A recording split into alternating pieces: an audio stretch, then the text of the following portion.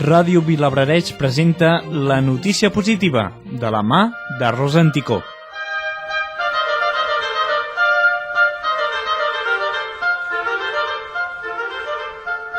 La literatura catalana ha estat la convidada d'honor al Saló Internacional del Llibre de Quebec.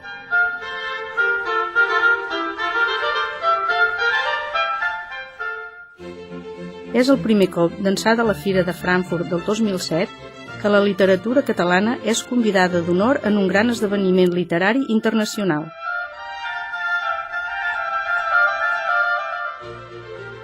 Els autors que hi foren presents al Quebec per promocionar la seva obra són Lluís Anton Baulenas, Maite Carranza, Gabriel Gené Manila, Joan Lluís Lluís, Arnau Pons, Jaume Pont, Susana Rafart i Francesc Serés. Tots ells han estat traduïts recentment al francès. La participació de la literatura catalana en aquesta cita es vehicula a través de l'Institut Ramon Llull, entitat que impulsa les traduccions de literatura catalana. El director adjunt de l'Institut, Àlex Susanna, ha explicat que esperem que aquesta sigui l'arrencada d'un seguit d'invitacions per a la literatura catalana a les fires internacionals que ens proporcionen visibilitat col·lectiva.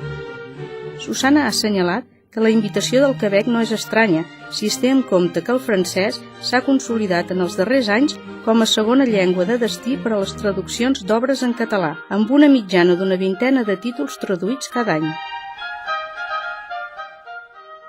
El director de l'Institut Ramon Llull, Vicenç Villatoro, ha assegurat que aquesta cita és important perquè la projecció internacional de la nostra cultura és una feina que no s'acaba mai, que necessita continuïtat, constància i serialitat.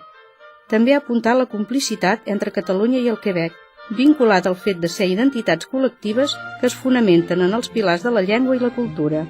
A més, ha recordat que entre el Quebec i Catalunya existeix una comissió bilateral on els intercanvis culturals són objectiu preferent.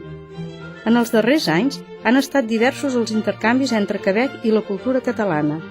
Els festivals i les editorials quebequesos han comptat freqüentment amb els nostres autors i l'ensenyament del català a la Universitat de Mont-real ha gaudit d'una gran popularitat des de la seva implantació el 2007.